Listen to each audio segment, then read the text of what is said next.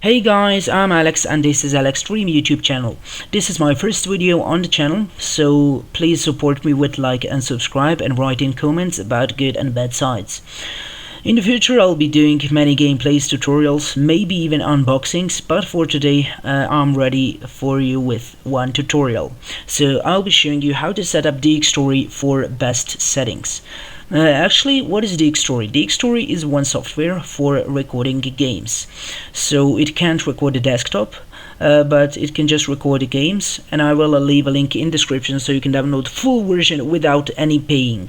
So it's really nice, and it works, of course.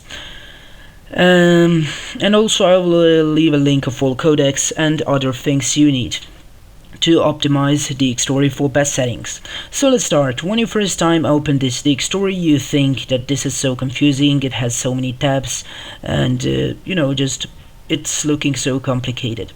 Then you just install it, install Fraps, and think, oh my god, Fraps is so good. But actually many people are liking Fraps just because it's easy and easy to use, and but for me all other softwares are better than it. So in this first tab you don't have anything interesting, and you just leave it by default, so leave it like it is now. But on the top you can see the profiles. So when you go in some games with DxTory opened, DxTory will make a new profile for every single game. So I went into my Call of Duty with DxTory opened, and then options on this tab are just was default, and then I was changing them. I just set up 4 processing speeds because I have a quad-core processor, and for example you want to just choose some of these options, not important which. Then you go to another game, maybe Minecraft, and you go again to these options, and everything is again default, so you can just set up settings again. You can just just check whatever you want. And then when you go again to Call of Duty Ghosts or not another game which you was editing, again is everything changed. So profiles mean just different settings for different games. Okay, I'll just uncheck this all things, and let's go on the second tab. So the second tab is for everything about FPS, so for setting up where the FPS will be shown. So if you want in every single corner, whatever, you can choose it wherever you like. I like in the left top corner. Then you can also choose, will it show actually with you FPS? So if you uncheck this, it won't show this. Write file FPS is one also important thing. I will explain this later because it's a little bit different. DxTory is a little bit different than other recording softwares. And this is for recording status, and this is for colors. So if you want not recording status color to be green, just set it as green. If you want blue, just set it as blue. I like this, just green and red, and that's it. Just basic colors.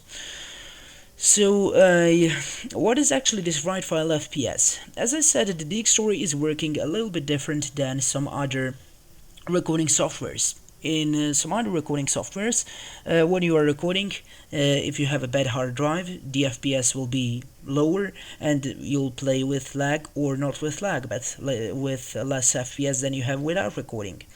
In DxTory, you'll have the same FPS with recording and without recording, but there will be like 2 numbers, the basic video FPS of your game and write file FPS. So when you're playing, your FPS while recording is the same when you are not recording, but in the file when you are watching, it can be video can be laggy or have less FPS in the file than you had in the game. So this is just for showing how many FPS you have in the file, so you can just know how many FPS you have. Will you just stop recording because you have lag in the video, and very useful stuff in DxTory. So this third tab is most important maybe in the whole DxTory. So to record, you need a good hard drive. This is for, I think, for every recorder. You need a good hard drive for a first. That's the most important stuff. So I have one amazing hard drive. Actually, I have SSD Samsung Evo 840 with all these modes on, even with rapid mod enabled. so I can record without problems. I have 823 megabytes per second write speed. I have even more without programs enabled. So that's really good speed. If you want to record without lag, maybe you must have about 80, 90. The basic hard drives will have about 80, 90, 100, maybe some better will have 120, but you have SSD will have a good performances. So I have no problems with this because I have a very good SSD. So how to check how much how much write speed you have? Just go to this benchmark here, click it, choose the maximum. If you think that the maximum of your hard drive speed is 150, maybe you choose that, and then just go to run. So when it's over, it'll just say like your write speed is, and then megabytes per second, and also it'll be written here, so you can know everything. More than 80 or 80, I think it's good for recording. If you have a good PC, also not just hard drive is important. And also the DxTory has another good feature, and that is you can actually record one file to the two different hard drives. If you have two hard drives which are slow and you can't record on just one without lag, then you can choose another hard drive with just adding the folder and then checking it like this, and you can record on two different hard drives at the same time, so FPS will be better because write speed will be increased. So also one amazing feature in this DxTory. The next tab is for just setting hotkeys, not so important. You can start, stop movie capture, just start or stop recording. I think I don't need to just explain this. Everything can just understand this alone, so just do whatever you want with this, with all these buttons. The next tab is actually most important with this tab, so this is very important tab. This is for just choosing the video quality, video resolution, codec and everything. So there are many codecs, as you can see. Bandicam codec, I have also DxTory basic video codec, VICV video codec, Xvid, but some of these will have just so big file size, like this DxTory. You will not have the lag, but definitely file size will be just oh my god, like in fraps. Some of these, like Xvid, will be just, oh my god, file size is amazing. You will have just so good file size. But when you are recording, even with amazing PC, you will have the lag, because at the same time your computer is playing and recording, the same time this recording codec is compressing the file. So that means, you know, you'll just have the laggy video. I have 8 gigabytes of RAM and i5 processor, very good graphics, and again it's pretty bad and laggy with this. So one just medium codec which has balanced performances, good file size, and also very good quality and good you'll not have the lag. And this is the Lagarith lossless codec, and many users of DxTory are using this and saying this is the best. You can also just download it. I will leave a link in description, and you can edit it, so you can choose whichever you want of these qualities. I choose this is lowest, but every single of these are almost the same, so you can't really see the difference. So I'm choosing just this lowest, but again the quality is pretty good when I'm looking. Then also, if you have a multi-core processor, you can check this, use multi-threading, so your CPU is working on or with more cores, and you can just a little bit compress or decompress video, and it can improve speed and the file size will be maybe a little bit lower. There are also some more options, but these are not so important. Okay, there you can choose a resolution, so you can choose by resolution or by percent. I'm not sure about this percent. I think if you have a full HD monitor and you go 100%, and then you will record in 100%, but I'm usually just choosing the size, and just typing in, if you want full HD, just type in full HD 180p, and that's it. So I think this is the best options option just to type manually, you are sure then. So when you just set up that, just go on some other things, and also there you can see a frame rate. So you can choose 30, 60, 120, 29.97, 20, or even 10. Oh my god. So you can just choose whatever you like. I think the 30 is best because on YouTube, I think even YouTube doesn't support more than 30, or it supports but you can't see the difference on YouTube. So I think the best will be just to set up this to 30. But make sure that everything you check and change here, also you want to change here. So this is for output. So if you choose HD resolution here, you also must change the that resolution here. If you change the frame rate to 30 there, you must also change the frame rate to 30 there. So just make everything the same. Click OK, and that's it. And you also have this file format. I'm usually just going to AVI. I think it's best. I actually even don't know this row cap. Or actually, I think this is for recording on 2 hard drives. I was explaining that recently. So this is just row cap, I think, is for recording on 2 different hard drives. And then you must check this row cap format and then go to row cap converter and again convert it to AVI. So also a good feature.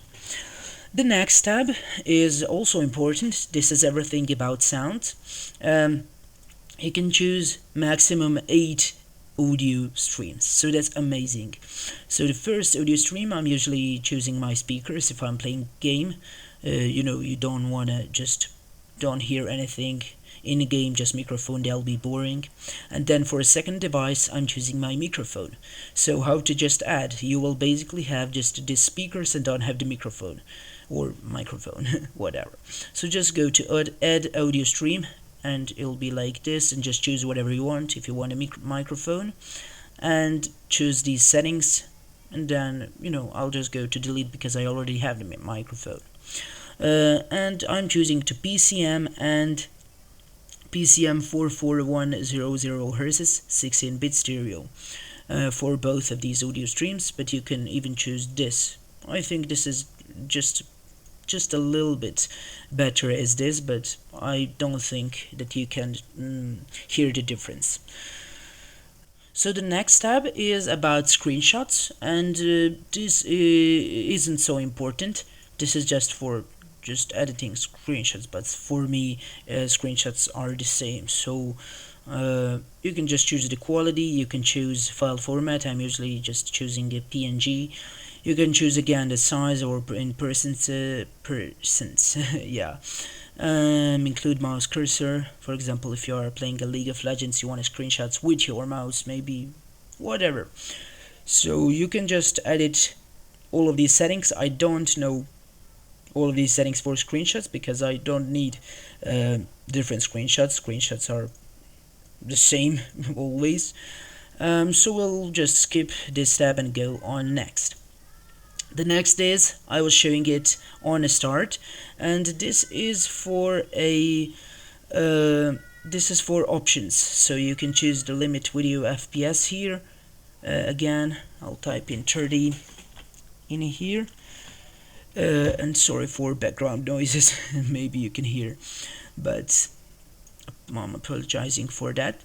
Then you can choose the processing speeds. If you have a multi-core processor, then you can choose if you have dual core 2, quad core 4 like me. If you have i7, maybe 6 or 8, I don't know, and choose some other options. This option is for CPU processing. I don't recommend this.